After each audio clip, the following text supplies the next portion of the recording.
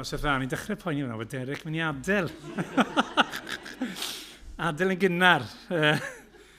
Ond na, ni'n gwerthfawrogi'n fawr o geth Derrick bore yma. Ni'n edrych mlaen i glywed beth sydd gan yr arglwydd i ddweud trwy Derrick yn yr oedfa heno. Diolch yn fawr ti Derrick am ddod ato ni. Ni'n gofyn i ti fynd yn cyfarchio ni at yr eglwys yn Aberystwyth hefyd.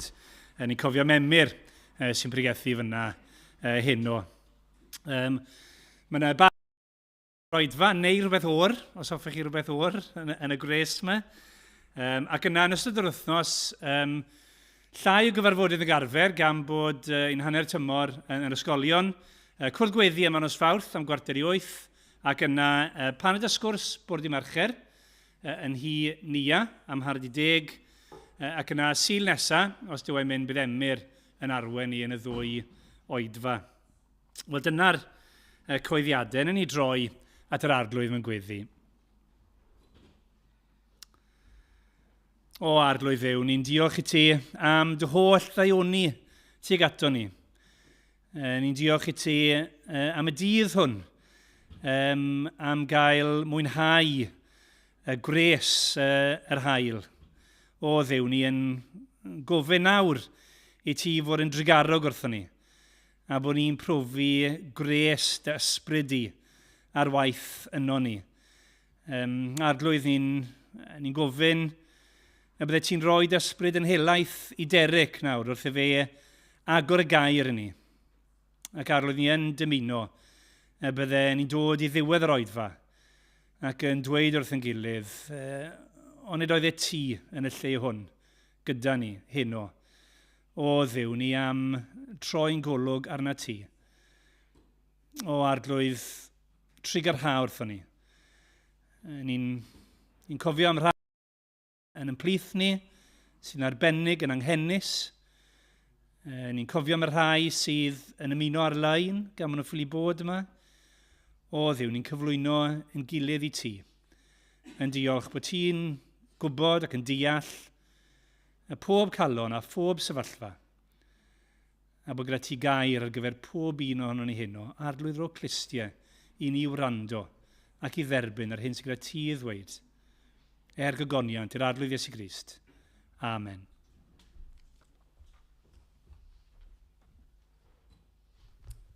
Dechrau efo emyn 469 yn y llyfr ymynau, neu ar y sgrin byddwch chi yn gweld e. Mae'r ddwy neu ddau emyn, dwi'n rhaid i gwybod dau. Mae Llio'n dda yn iawn meimio. Y ddau emyn gyntaf yn sôn am pa mor saff ydyn ni yn wylo Duw. Dywedwyd ganwaith na chawn fyw.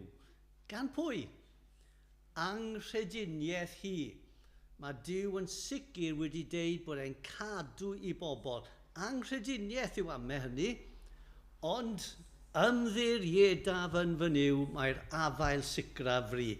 Mae yna ambell i llinell rhyfeddol. Mae hoff llinell fi, pedwerydd pennill, agorau'r môr. Pe byddai rhaid. Mae'n mor sicr sydd Dyw'n gallu agor y môr. Pe byddai rhaid. Mae'r afael sicraf fri. Gadewch i ni rhyfeddu pa mor sicr yw gafel Duw yno ni. Free.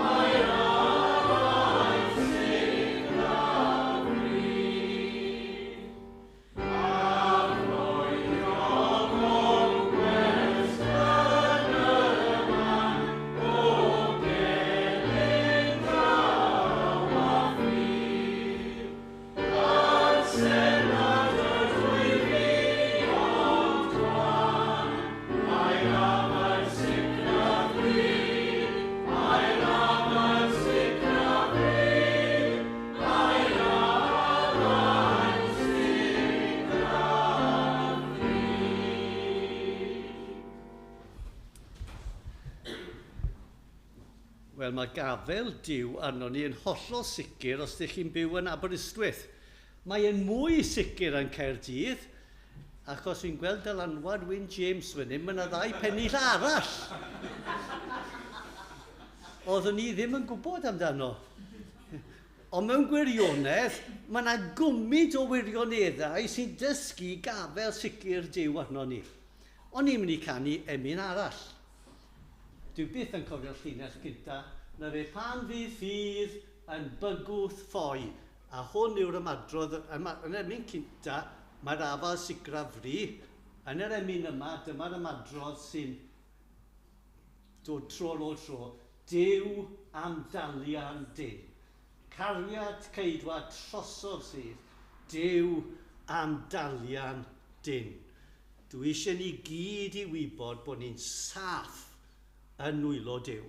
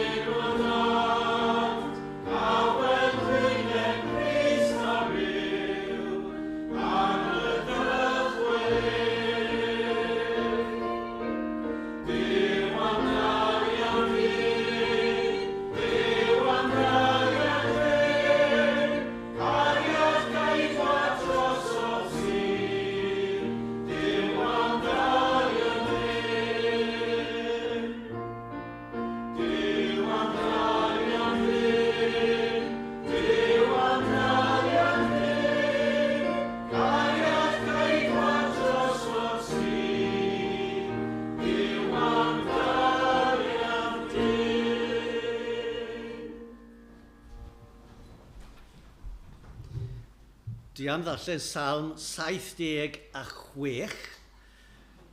Pwnc y pregaeth heno yw ofn Duw. Nes i ddewis y 2 emyn yma i ddechrau fel bod ni'n cael balans, o'n i'n meddwl bys i gael 4 emyn ar ofn Duw yn bach ormod. A mae'n dda cael y balans rhwng gwybod bod chi'n saff yng ngafael Duw. Ac eto mae yna ofni Duw. Nawr mae Salm 76, dyn ni ddim yn gwybod y cefndir, ond un cefndir posib yw pan mae Hesecaia yn Jerusalem, a mae'r Assyriaid yn ymosod, ac yn bygwth yn gweud gall Duw ddim amddiffyn chi a pethau felly, a mae Duw mewn un noson yn lladd byddin yr Assyriaid. Miloedd yn cael ei lladd a mynd. A dyma'r salmydd yn rhyfeddu at grym Duw yn lladd y gelynion. Nawr, os nid dyna'r cefndir, rhywbeth tebyg. Right? Hwna di'r fwyaf tebygol. So dyma'r salm o fuddugoliaeth. Salm 76. Y mae Duw'n adnabyddus yn Jwda, a'i enw'n fawr yn Israel. Y mae ei babell wedi gosod yn Salem a'i gartref yn Sion. Mae'n amddiffyn Jerusalem. Yno, fe faluriodd y saethau tanllyd, y darian, y cleddyf, a'r arfau rhyfel. Ofnadwy wyt ti, a chryfach na'r mynyddoedd tragwyddol. Ysbeiliwyd yr ai cryf o galon, y maent wedi suddo i gwsg, a fallodd nerth yr holl ryfelwyr. Gan dy gerydd di o Dduw Jacob, syfrdanwyd y marchog a'r march. Ofnadwy wyt ti, pwy ar sefyll wrth fain pan fyddi'n ddig? Yr wyt wedi cyhoeddi dedfryd o'r nefoedd, ofnodd y ddeiar a distewi. Pan gododd Duw i farnu ac i waredu holl drueiniaid y ddeiar. Bydd i Edom ei ddig yn dyfoliannu a gweddi Hamath yn cadw gwyl i ti. Gnewch eich addunedau i'r arglwydd eich Duw a'i talu. Bydde di bawb o'i amgylch dod â'r rhoddion i'r un ofnadwy. Y mae'n dryllio ysbryd tywysogion ac yn arswyd i frenhinoedd y ddeiar. Wedi Dduw bendithio i air. O'n i'n meddwl, falle y byddwn ni'n trial cael amser rhydd o weddi, wyt ti hwnna'n addas? Odi. Reit, gethon ni pwnc bore yma, maddeuant Duw. Dwi eisiau chi feddwl am un peth i ddeud ynglyn â maddeuant Duw. Brawddeg ar y mwyaf 2 frawddeg. Right? Chi'n cael amser tawel nawr i feddwl amdano fe. Beth ydych chi eisiau deud am faddeuant Duw? A wedyn, byddai'n pigo a Rodri. A bydd Rodri yn esiampl o gweddi byr. I'w ddilyn gan eraill. So meddyliwch nawr beth ydych chi eisiau deud wrth Dduw am ei faddeuant.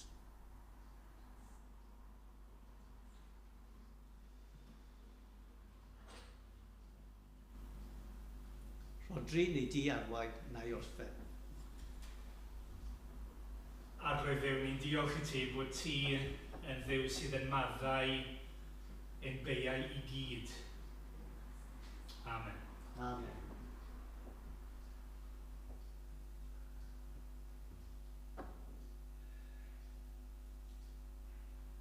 Rwy'n yn diolch dyma ti'n Duw sy'n ein maddau ni drosodd a throsodd ac yn ei syrthio wedi fi babiant. Amen. Amen. O Duw yn tad, dydyn ni ddim yn heiddi dy faddeuant, ond rwy ti yn dy gariad yn ei roi ein ni tro ar ôl tro. Ni'n diolch i ti am hyn. Amen. Amen. Ein tad er ein bod ni yn gofio am beiau yn aml iawn. Diolch dy bod ti yn ei anghofio nhw. Amen. Amen.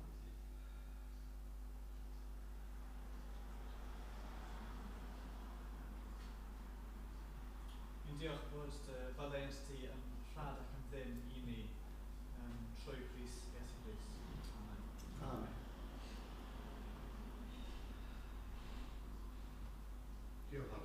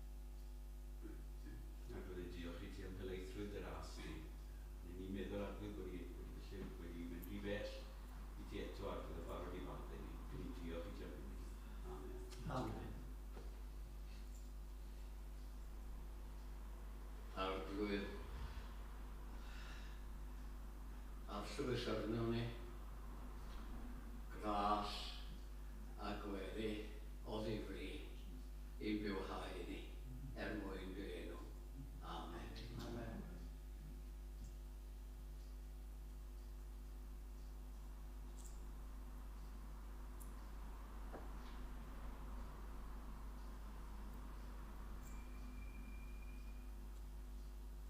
Diolch o trefn I malu pechod wedi darparu gen I ti yn yr iawn. Amen. Amen.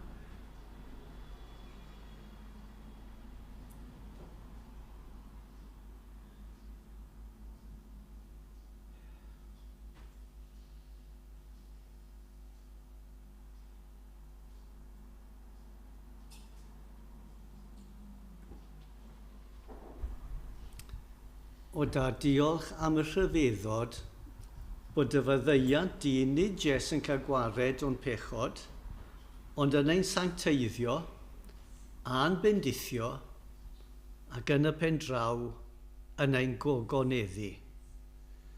Rhyfeddod gras yw hyn. Moliant I enw. Amen. Dim ni ganu unwaith eto, doethineb perffaith Duw y Tad. Daeth guddir drwy'r bydysawd maith. Dyn ni'n gweld mewn y byd yn y creadigaeth. Dyn ni'n gweld mewn rhagluniaeth yn trefnu holl bywydau pobl Dduw. Dyna lle mae'n gorffen, ond doethineb Dduw I weld y creadigaeth, I achawdwriaeth ac yn y ffordd mae e'n cadw ni.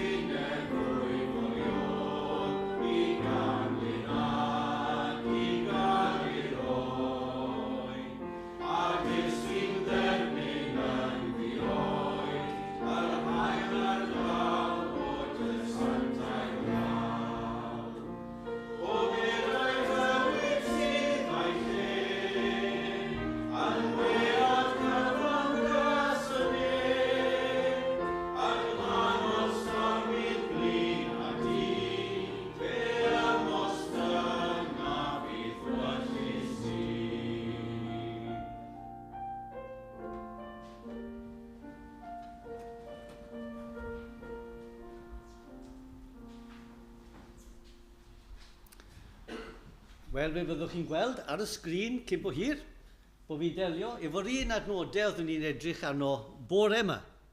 Salm 130, adnod 3 a 4.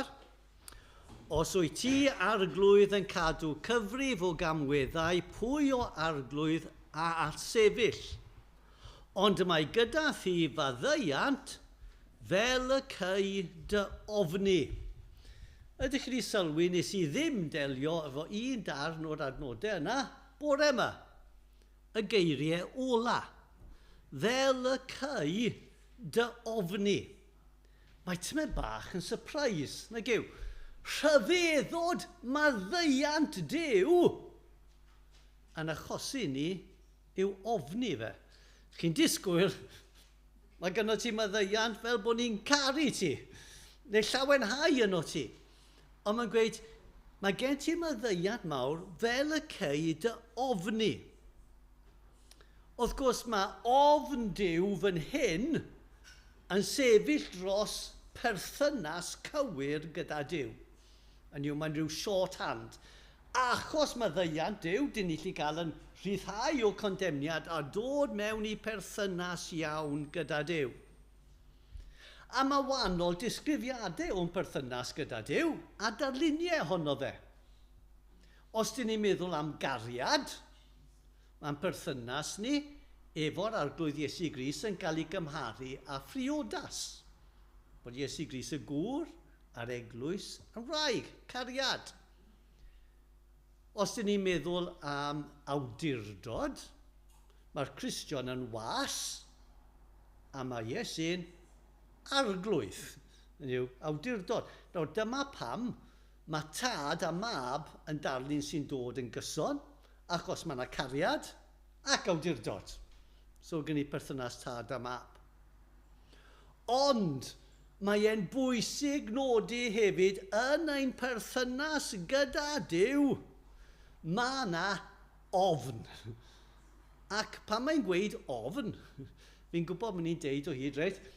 Nid ofn sy'n gwneud i chi redeg i ffwrdd o Dduw, ond os chi'n ofni Duw yn iawn, dych chi'n dod at Dduw.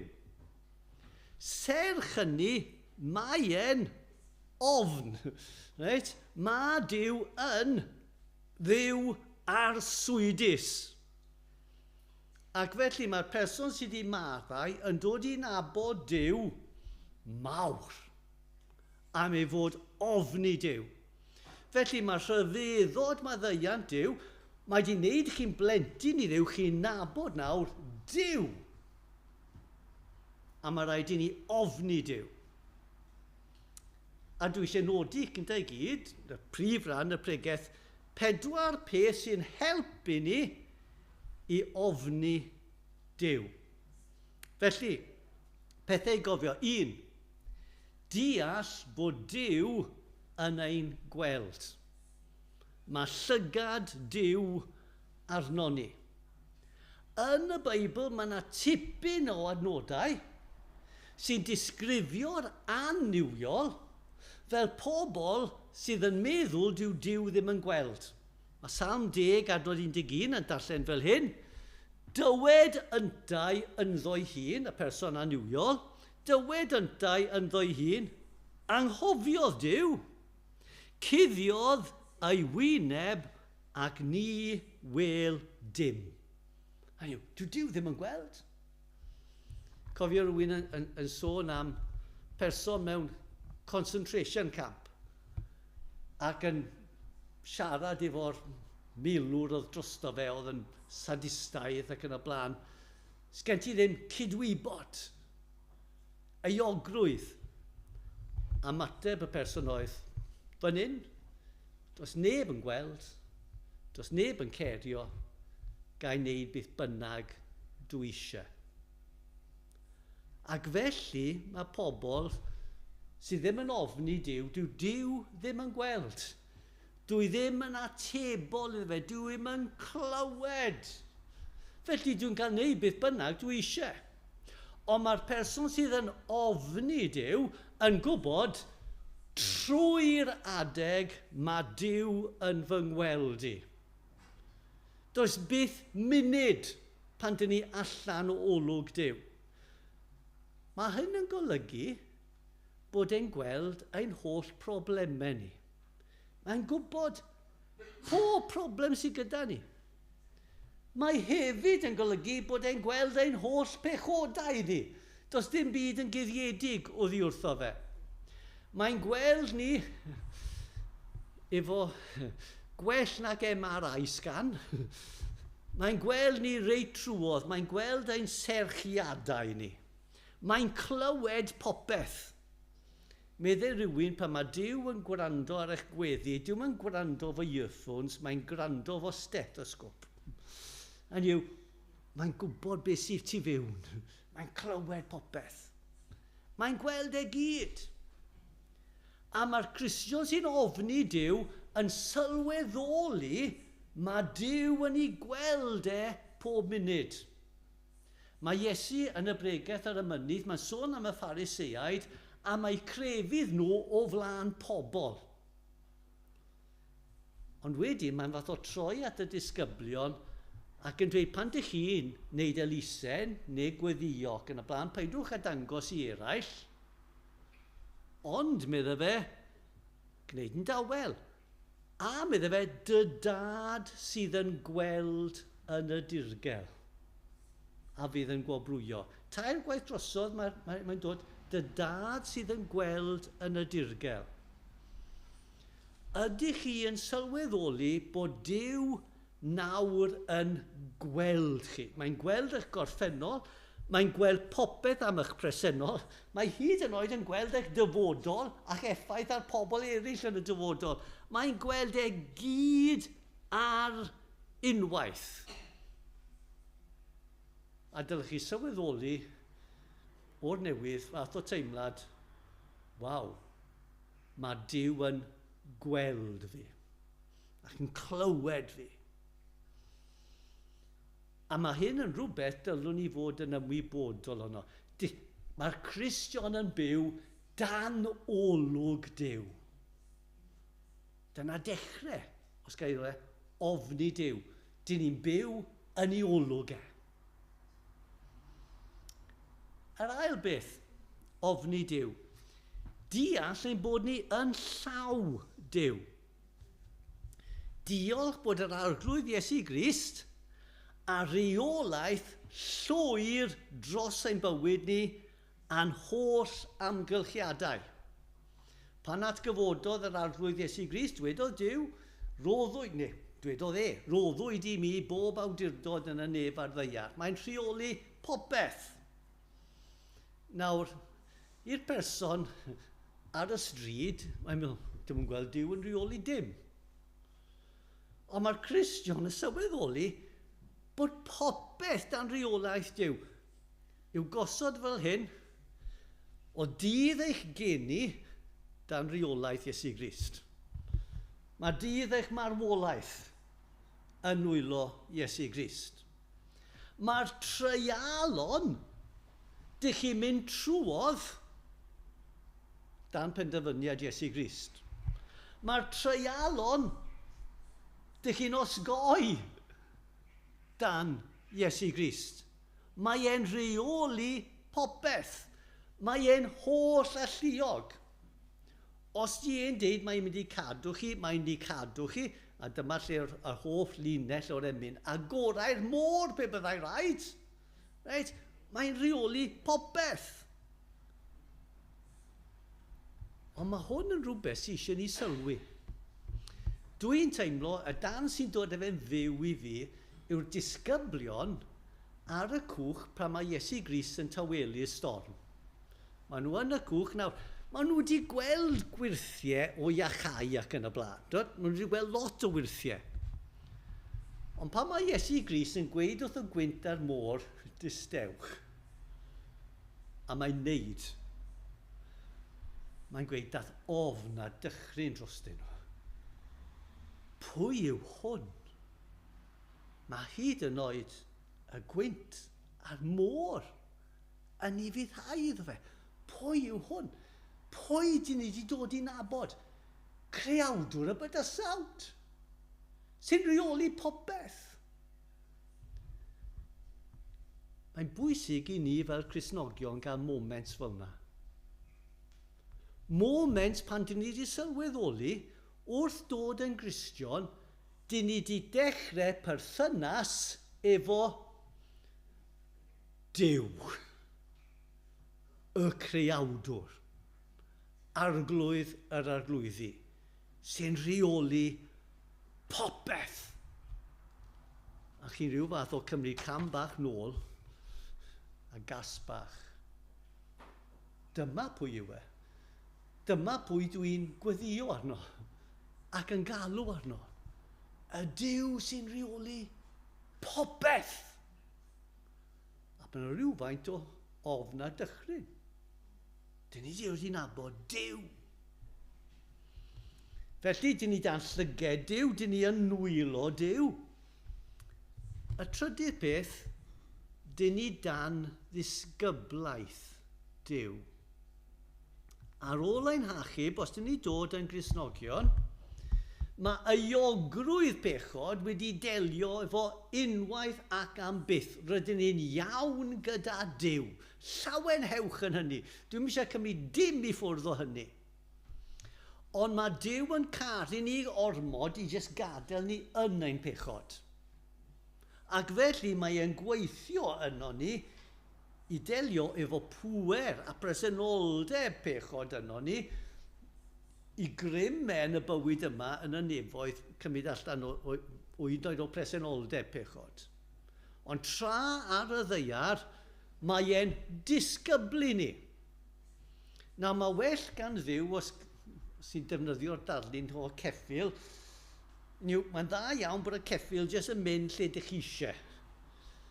Ond os yw'r ceffyl ddim yn mynd, mae yna genfa a mae yna crop a chi'n gorfodi fe i mynd. Na mae well gan Dduw bod ni'n ufuddhau yn ewyll ysgar.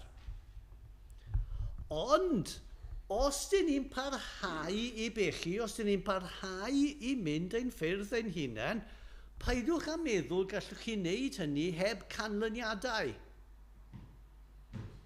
Mae Duw yn disgyblu ei bobl. A chi'n bod beth?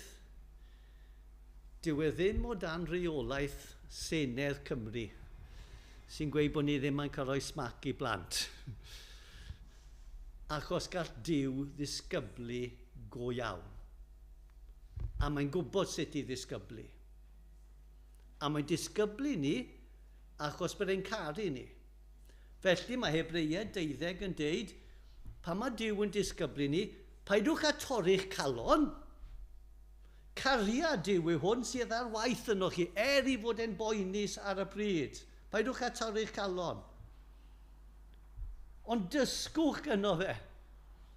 Ac ewch ymlaen yn y brwydr am sancteiddhad. Paidwch a torri'ch calon, ond paidwch diastyru disgyblaeth Duw. Ac wrth i chi ddod yn Gristion hun, a dych chi wedi gweld bywydau Cristnogion, a dych chi wedi gweld effaith pechodau ar ei bywyd, chi'n sylweddoli wedyn, mae hwn yn rhywbeth o ddifri. Paidiwch a di-ystyru disgyblaeth Duw. Dilynwch yr hyn mae e'n dysgu i chi. Fe allai siglo chi o ddifri. Achos mae yna gymaint o bechodau, dwi'n caru nhw gymaint, bydda ddim yn troi oddi wrthyn nhw o'n i bai bod Duw yn siglo fi. Neu yn disgyblu fi mewn rhyw ffordd. So mae dyn ni dan llyged Duw, dyn ni yn ei lawe, dyn ni dan ei ddisgyblaeth. Ar ola, deall mae Duw yw ein barnwr ni. Nawr, dwi ddim yn mynd mewn i'r problem, yn yw unwaith dyn ni'n marw mewn rhyw ystyr, mae'n tynged tragwyddol wedi penderfynu. Right? Nefoedd, nefer am byth. Ond wedyn, yn yr atgyfodiad, mae fe byddai y peth yn cael ei wneud yn ffeinal. Dim bod yna'n newid o'r lle, dydd y farn. Ac ar dydd y farn, mae'r rhaniad tragwyddol, mae rhai yn mynd i'r nef a'r deiar newydd, sydd mae Duw wedi paratoi o'r newydd, ac mae eraill yn mynd i'r uffern. neu y llun da yn y wahanol disgrifiadau sy'n cael ei roi wedi paratoi i'r diafol a'i angylion. Yn cael yr argraff, Satan ath pechu cynta, dyma'r cos paratoid i nhw, a rai sy'n dilyn Satan, a mynd i'r lle paratoid iddyn nhw. Ac ar dydd y farn, mae Iesu yn mynd i deud rai pethau sydd yn ofnadwy. Yn Mathew 25, ni'n cael darlun o Iesu Grist ar yr orsedd, a chi'n cofio mae'n rhannu pobl yn ddau rhwng defaid a geifr, dyna'r darlun. Mae'n od. Mae'n darlun o llys barn, ond defaid a geifr yn y llys barn yn cymysgu darluniau. A mae Iesu Grist yn troi at y geifr, y rai sydd ddim wedi edifarhau o'i pechod, ac yn deud hyn: ewch o ddiwrthyf, chwi sydd dan felltith, i'r tân tragwyddol a baratoed i'r diafol a'i angylion. Mae rheina'n geiriau arswydus. A'r peth yw, mae yna lot o bobl yn arbennig dyddi Iesu Grist, mas ydych chi'n gofyn i'r Iddewon dyddi Iesu Grist, ydych chi'n credu yn yw, nhw gyd yn gosod ei dwylo fyny. Ac felly mae Iesu Grist yn deud wrthyn nhw, yn yw nid pawb sy'n dweud arglwydd, ond ydych chi'n mewn gwirionedd yn ynabod yr arglwydd, oherwydd ar y dydd bydd e hefyd yn dweud, nid adna bîm erioed mohonoch. Geiriau o Mathew 7:23. Pan o'n i'n pregethu yn Capel Fron, blynyddoedd yn ôl trwy y pregaeth ar y mynydd, oedd ni'n mynd rhyw faint o adnodau pob tro, ac yn i'n pregethu ar yr adnod yma, a dyma un person yn deitho fi, o'n i'n gobeithio byswn i ffwrdd pan oedd ti'n pregethu ar yr adnod yma. Ac oedd ei gwyliau nhw'n dod ac nhw'n meddwl, gret, gai colli'r adnod. Achos, wel, beth digwyddodd, oedd naill ai bod fi wedi pregethu mwy sydyn neu mwy arall trwy pethau, oedd nhw'n na. Ond gwedon nhw, mae'r adnod yna'n creu ofn i fi. Mae e fod creu ofn. Pwrpas yr adnod yna yw bod chi'n chwilio'ch hunan, a dwi ymysg y pobl yna, bydd yn gweud, nes i erioed nabod chi. Ewch o ddiwrthyf, chwi sydd dan fendyll. Mae ystyried bod rhaid ni sefyll ger bron brawdle, doc, yr arglwydd Iesu Grist fel ein barnwr, mae hwnna'n ofn cywir i gael. Felly ystyriaethau helpu bod ag ofn Duw. Sut mae ofn Duw yn effeithio ni? Dim ond nodi rai pethau yn sydyn. Cyntaf i gyd, mae'n deffro ni. Nawr, sut mae pobl yn deffro yn ysbrydol yn amrywio'n fawr? Actau 16, mae Paul yn Philippi, ac mae Lydia, chi'n cofio, jyst yn gwrando ar pregaeth, a mae'n dal ar y geiriau, a mae calon ni'n agor. Mae'n deffro yn ysbrydol. Mae Ceidwad y carchar yn goffo gael deiargryn a meddwl bod ei fywyd ar ben. Achos bod e mor gynnes, mae eisiau deiargryn i cadw chi a fi yn effro heno. Right? Ond mae rhai pobl yn cael ei deffro yn ysbrydol oherwydd cariad Duw. Yn gweld e. A mae yna rai pobl sy'n cael ei deffro yn ysbrydol pan mae Duw yn rhoi rhybydd iddyn nhw a maen nhw'n cael ofn. Dwedodd rhywun wrth Mike ymrawdi, oedd wedi dweud, does neb yn dod yn Gristion oherwydd ofn Duw ac ofn uffern. Wel, meddwl Mike, nes i dod yn Gristion oherwydd ofn uffern. Right? Mae Duw yn gallu deffro. A dyle fod rhywfaint o, fi'n gwybod bod e'n amrywio, right? Ond rhywfaint o ofn Duw ym mhrofiad pob un wrth deffro.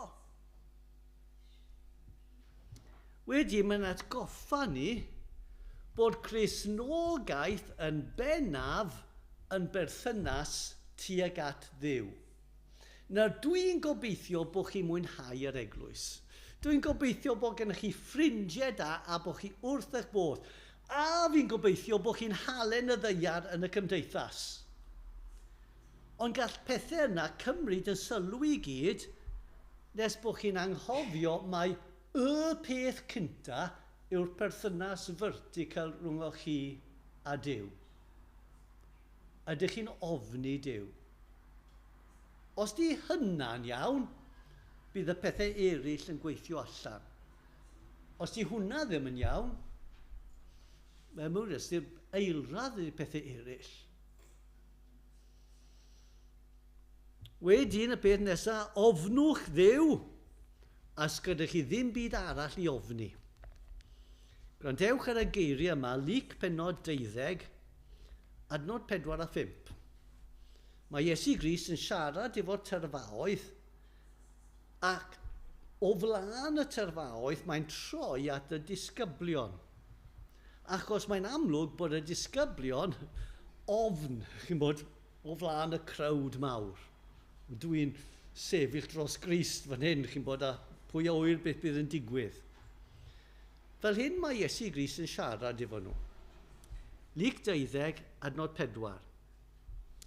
Rwy'n dweud wrth i chwi fy nghyfeillion, paidiwch ag ofni rai sy'n lladd y corff ac sydd wedi hynny heb allu wneud dim pellach. Hwna'n surprise i ddechrau. Na gyd gallwn wneud i'w lladd chi. Right? Ond dangosaf i chwi pwy yw ofni, ofnwch yr hwn sydd ag awdurdod ganddo i fwrw i uffern wedi'r lladd. Ie, rwy'n dweud wrthych, ofnwch hwnnw.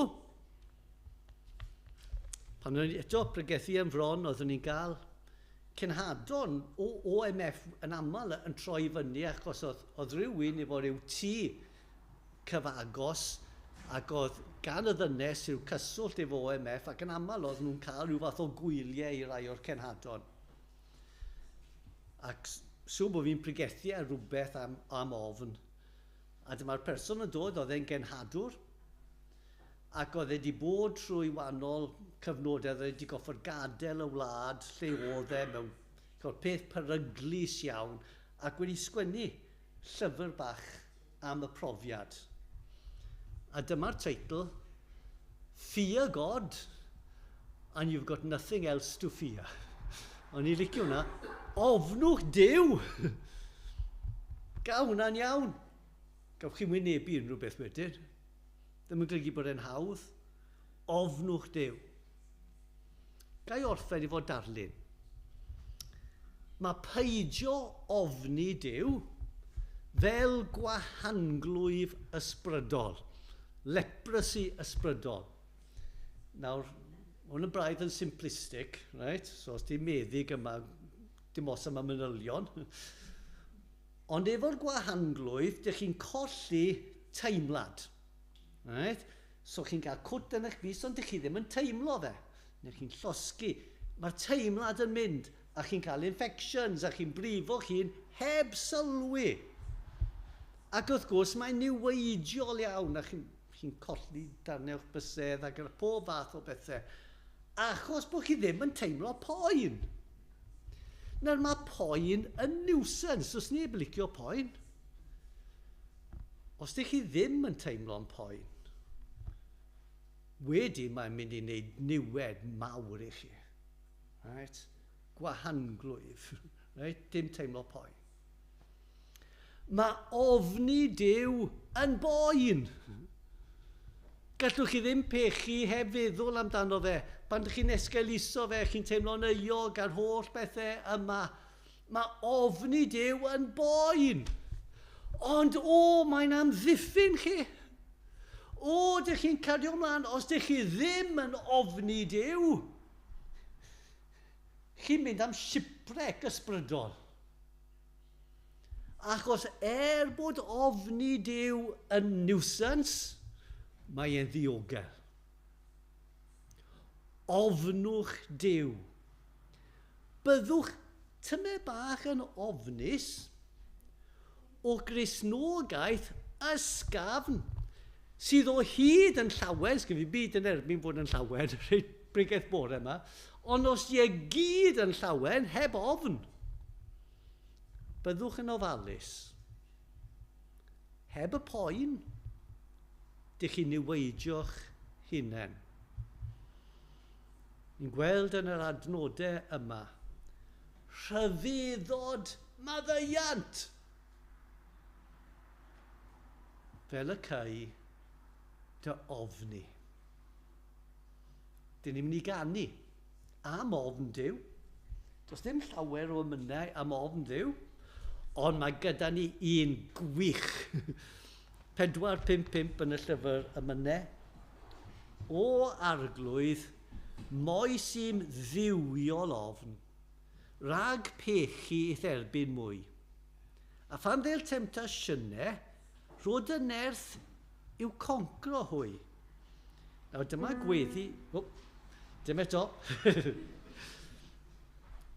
Na di mwyach tra fwy'n byw lan ysbryd Duw dristhau, ond bydded fy ngydwybod i yn dyner i barhau.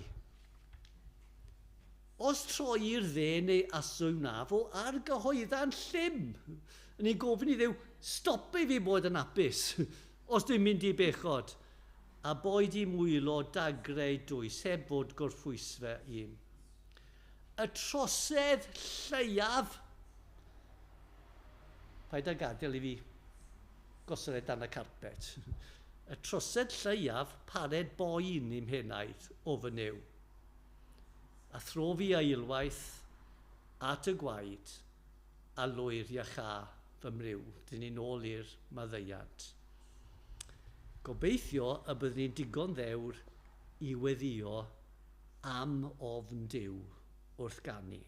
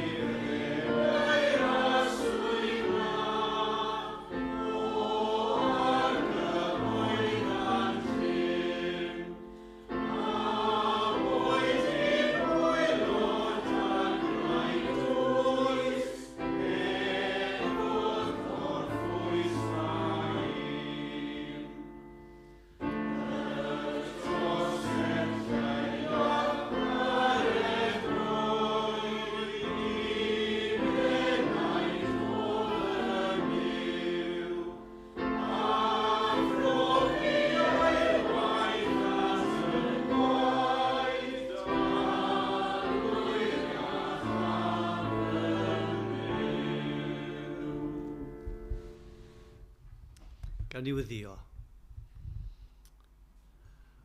O dad maddau i ni bod ni yn aml yn gallu bod ffwrdd â hi ynglyn â perthynas gyda thi.